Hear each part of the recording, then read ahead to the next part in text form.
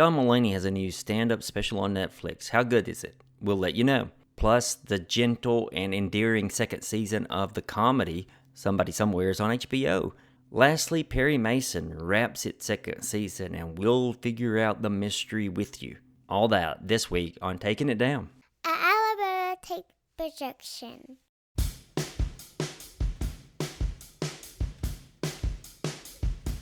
Hey, welcome to Taking It Down, the TV and movie podcast produced by the Alabama Take. I'm Blaine Duncan, editor-in-chief of the Alabama Take and one of the hosts for the show.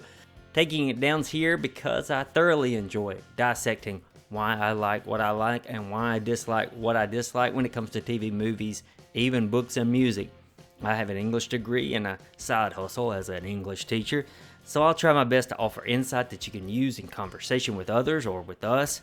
Luckily, my ideas aren't the only set of viewpoints on the podcast each week, because with me every week are these three. Adam Morrow, who's an erudite traveling and studio musician with a penchant for fine literature.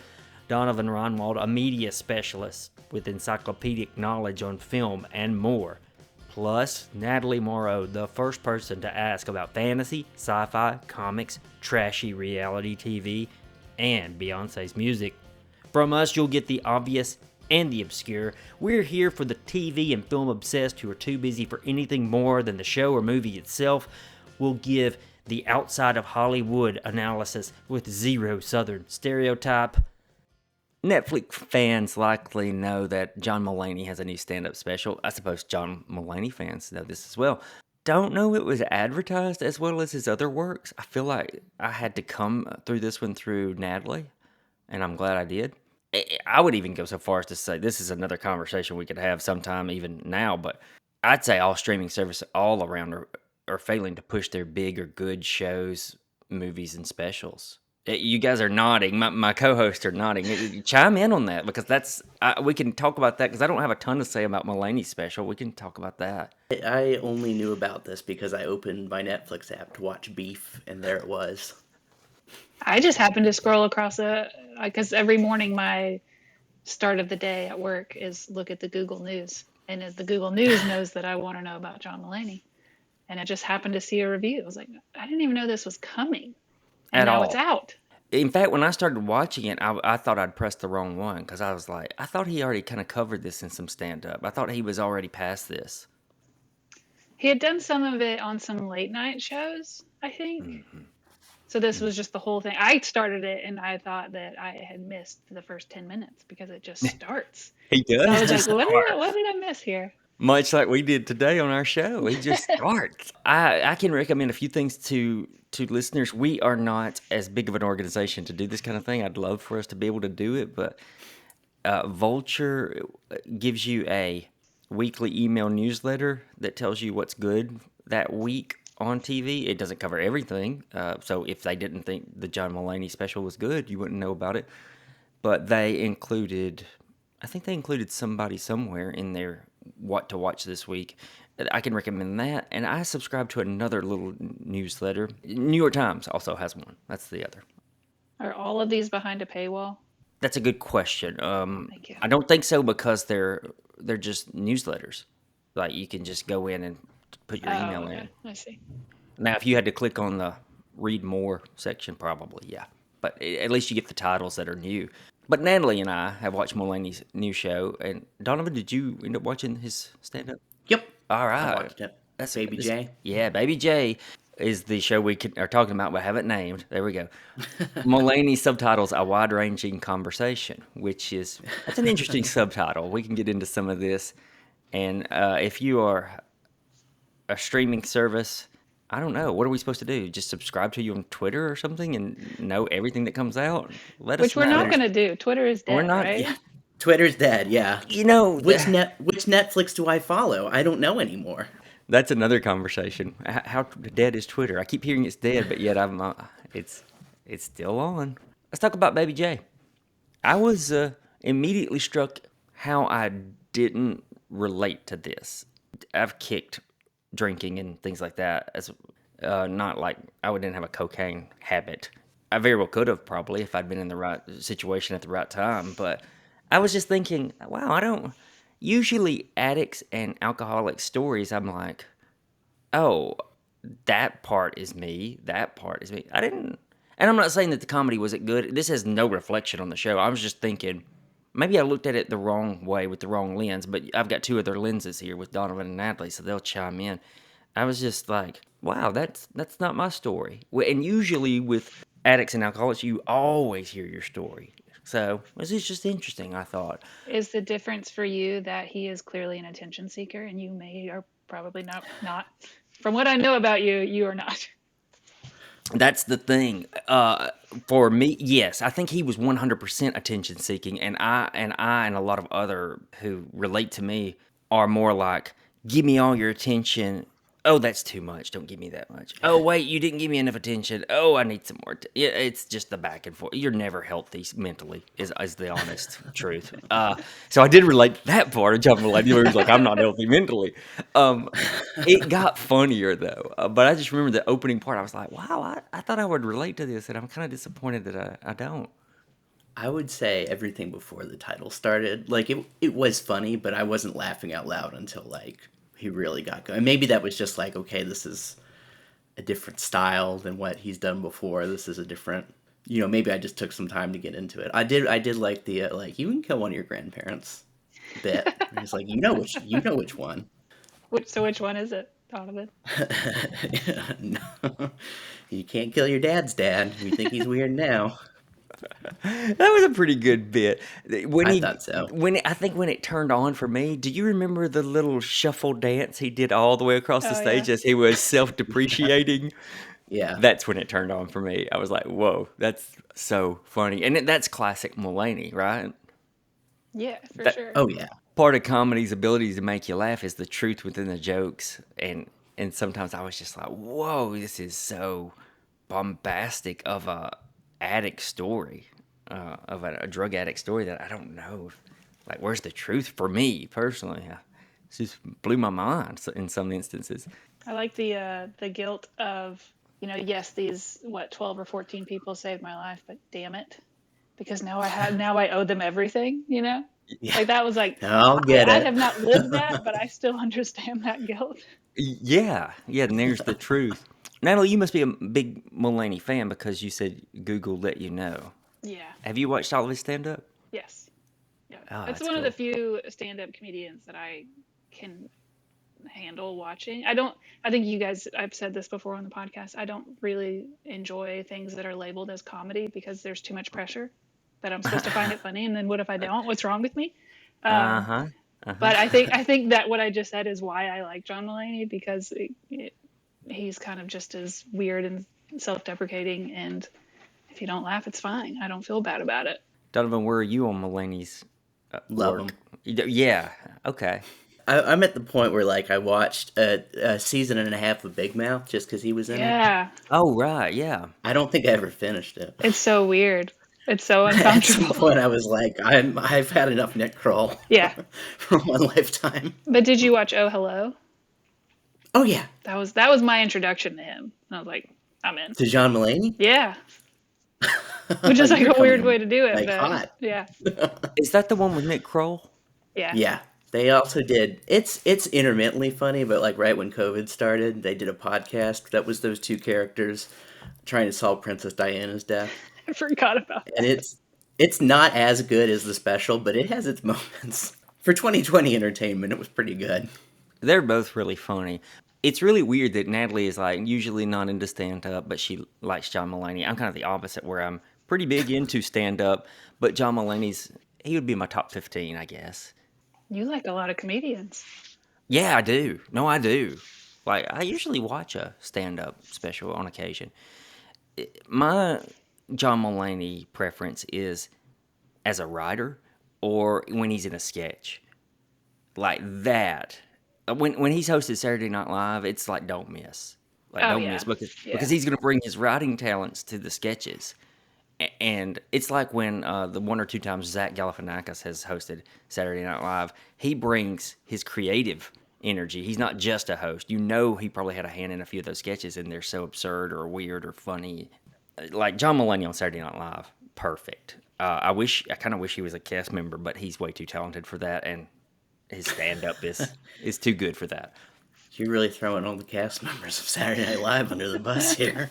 They're You heard good. it here first, folks. Blaine hates Keenan. Yeah, Oh, that's I what I was love thinking. Keenan. Are you kidding me? Once he goes, I don't know, man. I watched a rerun of Pedro Pascal's performance last night on Saturday Night Live. It was pretty good still, even though I'd seen like most of it the night of the original airing. I did like. I think this was divisive because I said I liked this, and some people were like, "What's wrong with you?" But I liked his gritty reboot of Mario Kart, where he's just Hilarious. I the thought that Last was of Us. great. People didn't like that? Yeah, People. The skit where I know we're getting off on a Saturday Night Live tangent, but it's fitting. Mulaney worked for Saturday Night Live for a while, he was a writer. but Pascal's skit where he's in the hospital bed and he speaks like a LA girl, hilarious. Okay, so that's a good bit. I don't know. That's kind of a Mulaney-esque bit to me. The waking up and speaking in the wrong voice. Talk to me about Baby J's, your favorite sections, because he kind of went into these.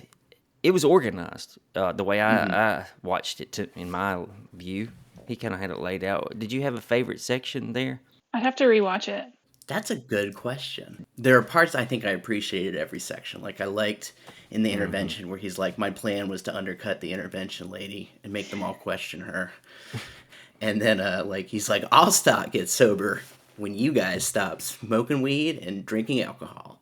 And Nick Kroll yells out, "That's not what this is about." Like that stuff made me laugh. I really liked the bit where he's like afraid that no one will recognize him at rehab. Oh, that was great. Man, That was is so good. That really made me laugh. And even like his stuff where like, I'm going to tell you my terrible junkie story. And, you know, it's like him running around New York trying to steal a Rolex watch from himself, basically. Yes, it was his Just brilliant. Yeah. Uncut Gem story. Yeah, I love that. He's like, we've all seen Uncut Gems, right? Right. Yeah, No, we that's sure a good. have. That's a good story where he takes the Rolex. Yes, he buys the Rolex and then he doesn't make near as much money.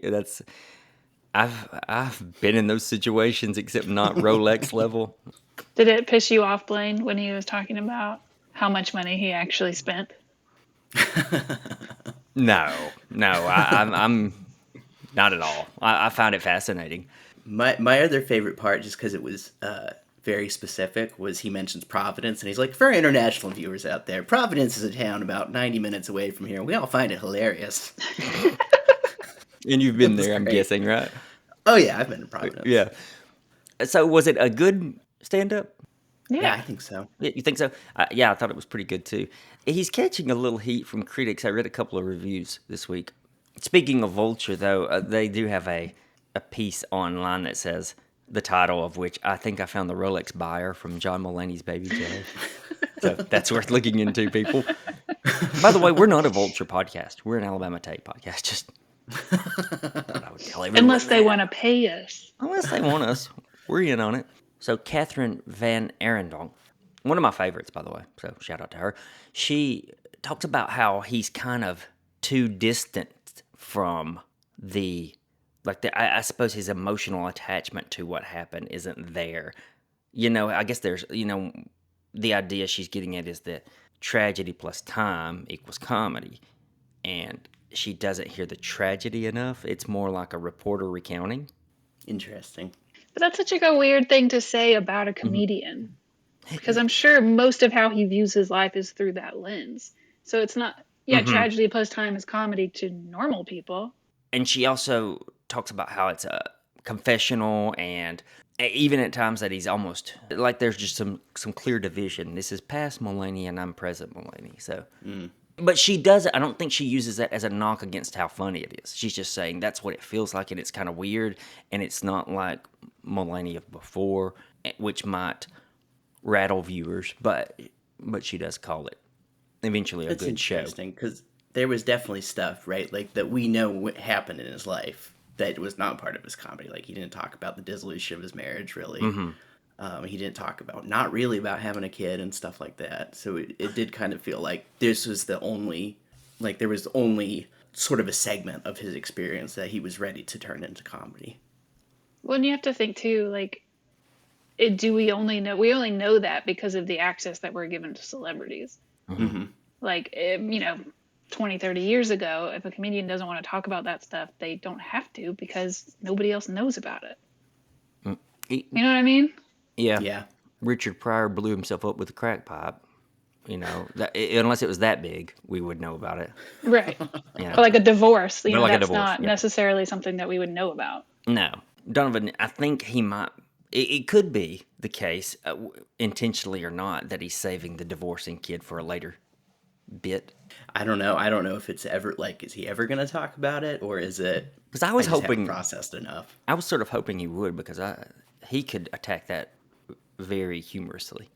Yes, but I don't know. That feels a little cruel. No, I was about to add that he's got the right, of course, not to. But I was just curious if after some time he decides to, especially the kid thing where he's like, what's it like raising a kid and you're John Mulaney? I think that's funny.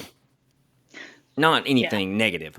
Well, before we move into our next conversation, if you're listening to us and you'd like to provide a review in your podcast app, that would mean a lot to us. What's your favorite part about this podcast? Why do you turn to us? Let us know. And speaking of friends and friends returning to the podcast, hopefully, over on HBO has some of our television friends. The series Somebody Somewhere returned for its second season.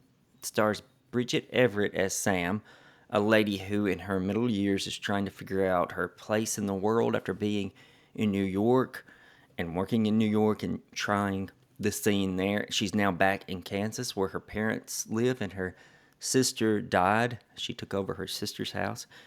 And it's actually funny. All that. And it's actually funny. Plus, there's Jeff Hiller as her gay friend and coworker. The cast are all low-key excellent. It's none of them you're going to see on the marquee, but they're so good. And some of that we'll discuss. That first season of Somebody Somewhere came out of nowhere for me and all of us. What do y'all even remember how we came about watching that one? I think it was getting buzz, like some good buzz, but I distinctly remember having like a conversation like, but the Duplass brothers are involved. Oh, that's it. That was our entryway. Yeah. Because I'm not actually a huge fan of their work. I've just never really been able to get into their stuff, and I like this, so it was kind of a surprise for me. Mm-hmm. Yeah, I'm with you. They can be hit or miss to me as well. I think it's one of those shows. Had it been anywhere else that's a little less patient than HBO, it would have been canceled after the first season. But even HBO is starting to make cuts. So here's to the show maybe returning after this. What was it you liked about that first season? It's funny, right? Like we just talked about like comedy and truth, but that's kind of what I feel like I liked about it. Like it was really funny, and it was also felt like it was really honest about like what it's like to lose someone and to live in the space that they've left behind. I thought about this because I watched the episode 1 of season 2 last night, and like as I was watching, it's like I can't really remember what this show is supposed to be about. Mm-hmm. Mm-hmm. Like there's not like a clear plot. I think maybe there was a little bit more in season 1, but I'm not saying that like that's a bad thing. Like it's just still enjoyable to sit down and just watch. I know it's not like a slice of life, but it kind of is. Mm-hmm. And like it's nice and refreshing to see characters on television laughing.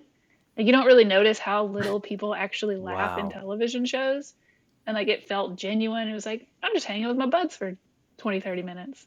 Yeah The bit with Joel and Sam constantly cracking each other up felt very real, just like two friends goofing around. That's when you hang out with whom you hang out with, right? They kind of make you laugh, or there's something enjoyable. Wow. This is, to me, the Normcore of television. You know what I mean? And I'm sure someone else has said this, but it's what these shows on the CBS comedy slates could be if they had a flair for the real or the serious, or maybe weren't sitcoms. Like, there's this other television where the kids go to college, but that's not tied to some sort of plot point. Like, that's just something that happens. I'm thinking specifically of The Sopranos in this instance. Like, Meadow going to college, that second episode, is like a plot point to get Tony to do this and that, or to show you something about Tony. Here, it's just feels just like that's what's going to happen because that's what happens to real people. And then you have this instance in episode 1 of season 2 where Sam's packing up the barn, and the idea is just simply helping an aging parent, and that's it. There's no conflict. There's no if I don't do this, the barn will foreclose.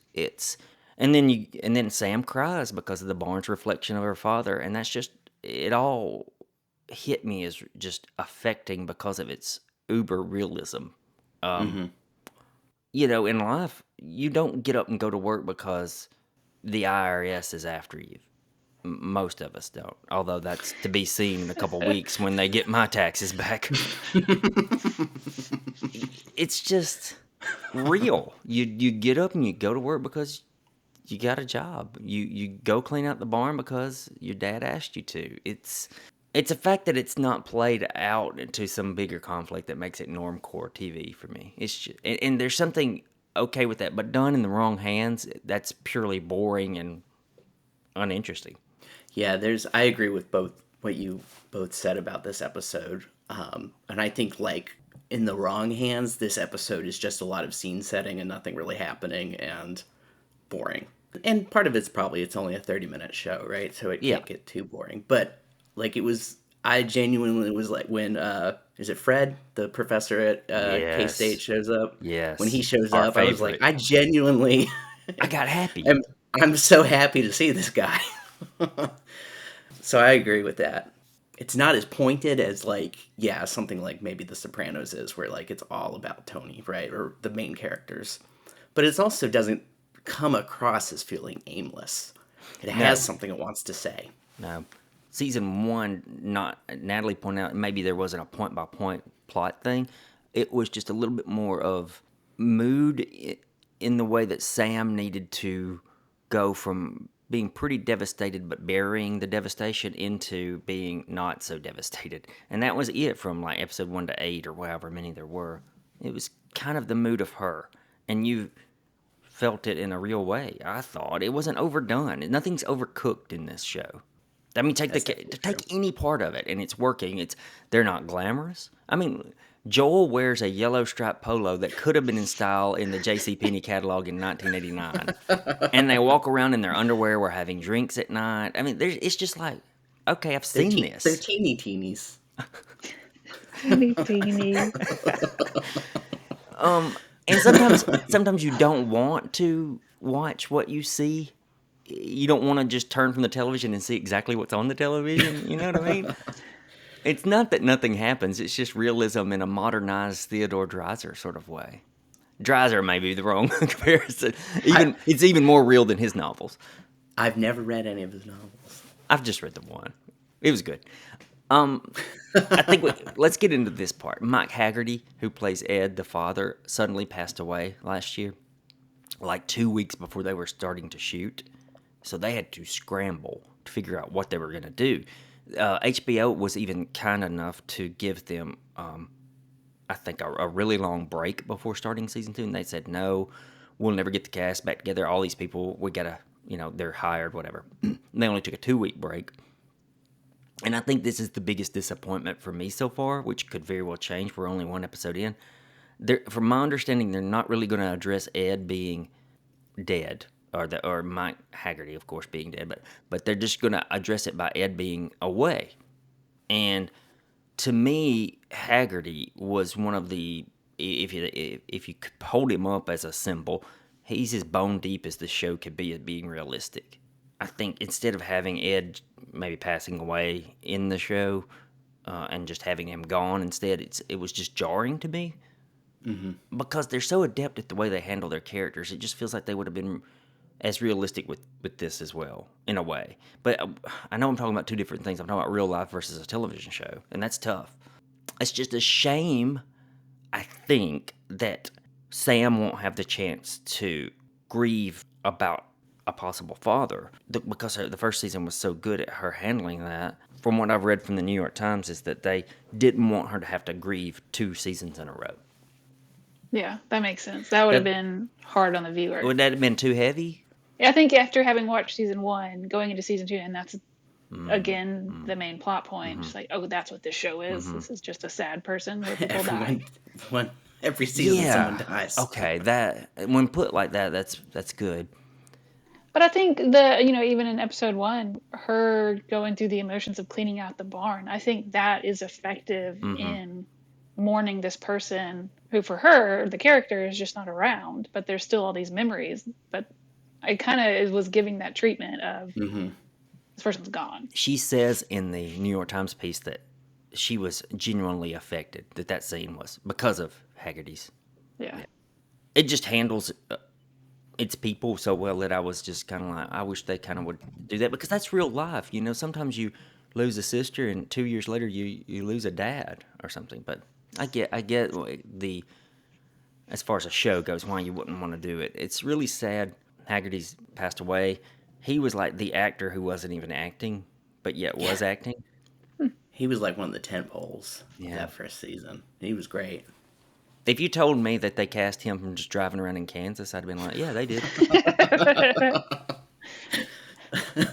Two things were happening with me in this episode. Is I didn't find it as engaging as last season, but it was breezy. When it was over, I was like, whoa, I was involved with this. That's it. This is a show that for like the last month or two, I didn't realize when it was coming back. But like every couple of nights or something, I'd be cooking dinner and I'd be like, I wish we could just sit down and eat dinner, watch that show again.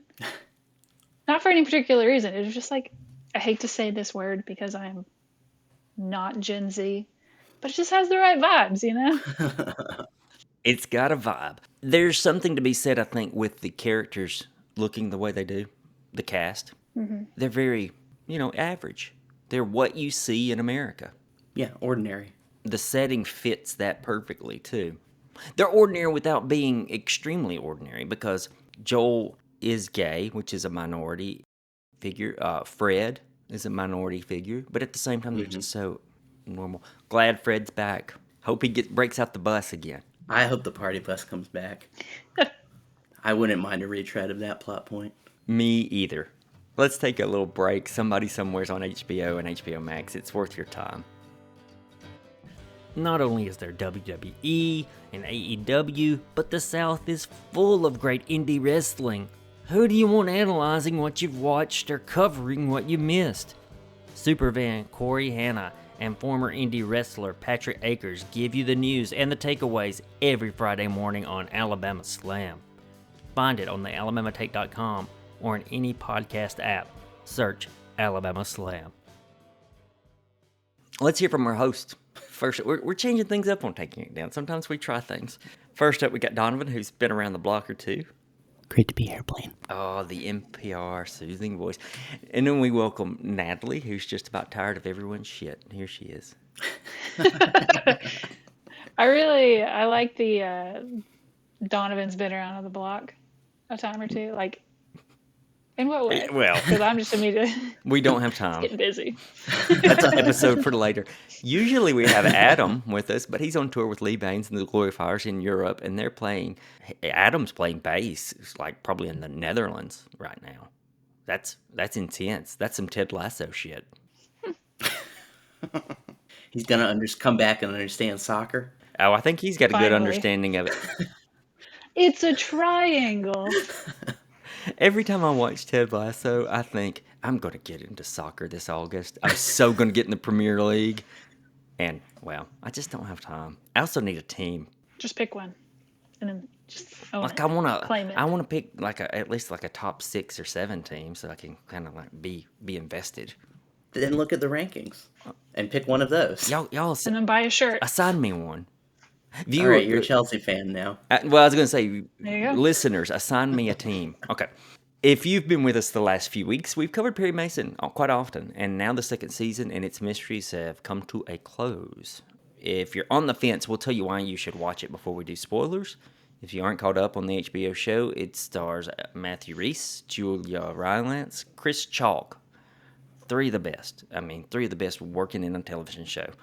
But just be forewarned, we will give you a spoiler warning, okay? It's quite good. So Perry Mason does, the last 2 seasons, have done cases with some high-quality mystery. Yeah. I was thinking at the conclusion of this season, I don't think this is spoiling anything about the mystery. Like, sometimes they had some red herrings, and sometimes they had some... But the mystery felt really well-paced. Like, it doled out just enough to kind of keep you guessing. And then maybe you think at one point it's like, okay, it's obvious that Burger's being... Oh, this is maybe a spoiler. Okay. Well, that Berger's being blackmailed, and it seems like odd, but then who is it? And that's not obvious, and like they just give you a little bit more and a little bit more and a little bit more until it paints as clear a picture as it's ever going to get, and then Perry gets to do his thing. yeah, we'll go ahead and spoil. This show does not try to pull the rug out from under you. So many lesser lesser mysteries would just bait and switch you, or it's lead you by the nose into one direction and then purposely turn you the other way. This show never does that. Yeah, Neither season has done that. it gives you a couple different possibilities on what might have happened, and will kind of let you think through them. And maybe guess, and maybe it seems like it's leaning more one way or the other. But yeah, I agree with you. It's a less deftly handled mystery. Would be like, surprise, it was an M. Night Shyamalan movie all along. Natalie's chuckling. She loves that joke. So it was really good then. No, it's well written. The only, I think, fair complaint you could make is that the dialogue isn't of the time period. Doesn't seem like occasionally, but I mean, come on, that's so forgiving. It's not that frequent. The acting, of course, we always mention. The cinematography is really good. I can't say enough about the settings. The set I pieces. watched because I wanted more, right? So sometimes I'll watch the behind the episode, and they did a behind the episode. And it was really kind of interesting hearing the historical consultants get to talk. That's someone you don't usually see, featured in the behind the making of the behind the scenes. So that was kind of cool. Yeah. And then there was another bit where like the director was like, "Well, the crew and I really like the Criterion Channel." I Oh was like, yeah. yeah, okay. That was cool. I saw that. That made me smile. Like, of course you do. A brief and odd thought struck me though. How hard it must be for a jury trial in our age, with everyone having such a short attention span.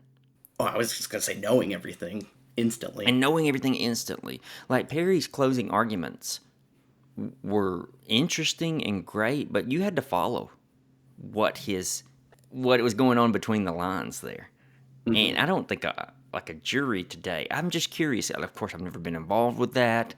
Thank God, on the jury side or defendant or prosecution. What must that be like? You have to hold their attention over the course of what, 2 weeks? That's got to be hard. Yeah, especially for, I mean, if we're thinking about real life here, especially for a big case like this. Yeah. How would you, or a complicated case, right? I mean, part of the job of the attorneys are to make what's complicated seem simple, right? So, And that's an I art. can't. Yeah, and I can't remember his name, right? But the district attorney, the lawyer from the district attorney's office that's prosecuting the case, right? Like his closing argument is, it's simple. They don't belong here. They've never belonged here, and they killed someone because of it. It was simple in its racism, right? Exactly. That was it. It's making something complicated and complex very simple and dare I say stupid. Yeah, there's simplicity in stupid and vice versa. The actress who plays Nygaard, Hope Davis, did it so well because you can piece together how her earlier performance was quite similar to her latter performance, but there's no way, unless you have the knowledge you have until the end, unless you have the hindsight, can't quite pinpoint the menace. Yeah, she always seems like a little. I mean, at first, like we're supposed to admire her, right? Just like Della does. But also, like there's kind of like there's steel behind the like politeness. She's kind of intimidating. And do you remember in the early weeks you and I debated whether or not she was out to derail the trial? So, interesting. Turns out. Maybe a little bit. Lots of themes to pick apart if you wanted. The link to poverty, to this need of familial and self-care that causes crimes. I thought that was kind of a deep thing for a little mystery show. The finale played more like a whimper than a bang on purpose, didn't it? Absolutely. I thought that was good subversion. The finale is all fallout. It's not the dramatic moment that comes in the previous episode, right? When we put everything together, we know what's going on. And then this is just Perry's got to take his lumps, I guess, and one of the brothers is going to prison for 30 years, and Della and Berger are maybe feeling a little more threatened than they did before. Yep, and holding on to one another, literally and figuratively. Yep. I like and then, that. Paul is facing the choices and things that he did to help this case, and deciding he wants to go a different way. Deciding he wants to help the black community, even though it might have some illegal aspects to it. Yep. Did the Della and Anita aspect serve you as a viewer? Or did it end up not? Because it was fine. I just felt like it was so weird. Yeah, it was. That they didn't, she has this person that she, lives with, right? At her firma partner. And, they didn't address that, she's been staying out all night and not coming home until, the 7th episode or something. 6th episode. If it was in there to remind audiences that Della can easily be blackmailed, they could have done that with her current partner. Just a really odd choice. Yeah, it was... Did it really show us more of Della's character? It kind of showed us, Della's cheating on her previous partner, so we don't like that, but... Did it really reveal more of Della's character or give us a perspective we didn't have before? I don't think it did. Paints her with a little bit of a darker tone. That's true. I suppose. That's about it, though. I felt like this season expanded its scope. Race, wealth, life instances affecting biases, crime, poverty, which I mentioned, and if true justice exists, which is something that can dig into even more if it gets the green light for a 3rd season. Hopefully it will. We'll always brag on Matthew Rhys, but his demeanor as Mason works so well at not giving a crap about Ham being gay. Oh, man. That line delivery. I don't care. Yeah. Then he finds out Ham's gay and he goes, I don't care. It's just I can't do it. Go watch that scene just for that. When he says, I don't care, it's the look in Rhys's eyes is legitimately not caring. That doesn't matter. I got to get to something else. This is a side note about Matthew Rhys, but watching him, he is Welsh. Yes. And watching him in the behind-the-scenes episode, I haven't heard his Welsh accent for a while. I know. It's frankly offensive. Explain that. He should sound like Perry Mason, darn it. I love hearing him speak with his normal accent. He's got, and I like hearing it too because he does such a good American accent that I would have never guessed that he was not. No. That he was doing an accent. No. In The Americans or in Perry Mason. That's right. And then you hear it and it's like, oh my gosh, you're really Welsh. Yeah.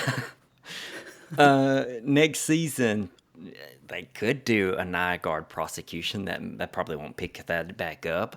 I would be curious if it starts out with Perry in jail or just out. If being in jail negates his job as an attorney, if there's some work to be done there. Is he going to get disbarred? Can you be? That's a good question. I don't know. That was kind of hanging over his head, but I think the punishment was just he went to jail. Natalie, do you know if someone can be disbarred if they go to jail? No. I don't know. Well, you're our lawyer expert. We use it. Oh, am I? We should turn to you for that. We just say confidently that yes. Gosh, that's an interesting question. A quick Google search would do us good here, but we won't. Why bother? 2 quick thoughts, 2 quick points I'll make, or I'll ask you. What do you think about Pete Strickland?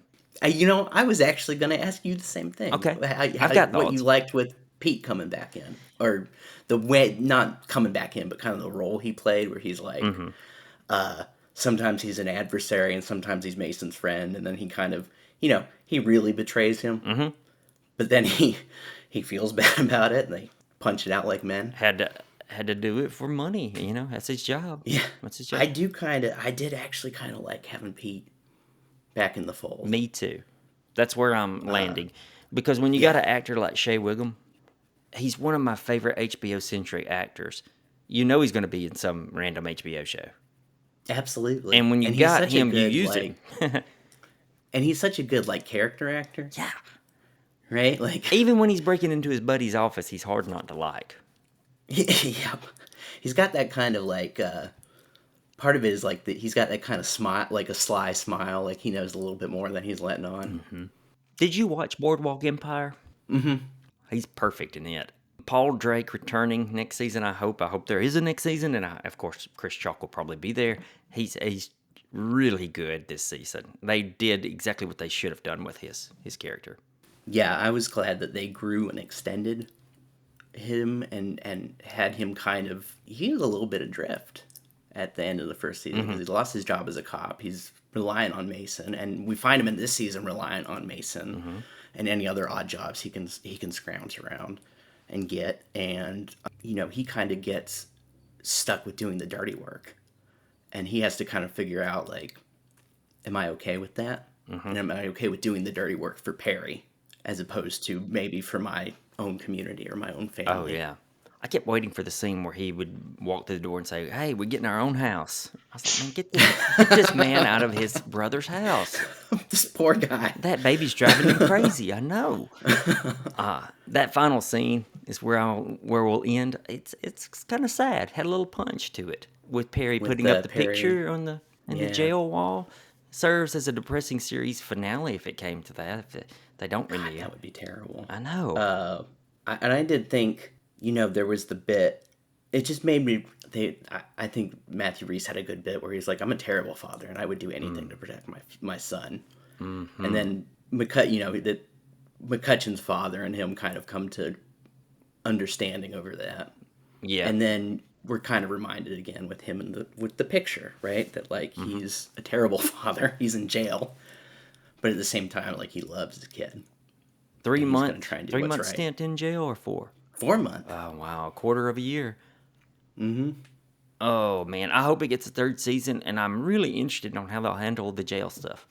Do you pick up with that first episode with him in jail and punching people and fighting? It's only county, it's not the pen, but I want to know what his prison skill is. Pete's was sewing. I don't know. Teaching people It's to read or Perry's. something? I don't know.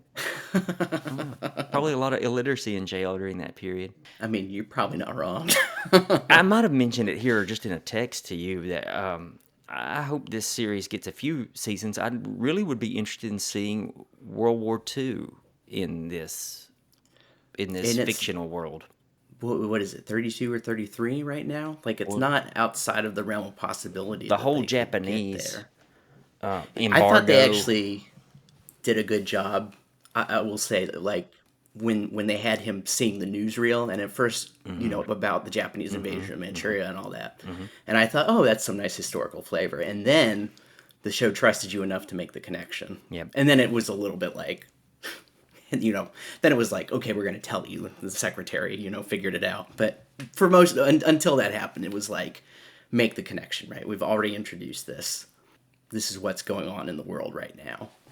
HBO, if you're listening, get us a few more seasons of this. It's good stuff. Hopefully Matthew Rhys is... Let it survive the transition to Max. Yes. But bring back Tatiana Maslany. She's out there somewhere. Yeah, that's right. She's out there, You and want me to tune in. She needs to come back.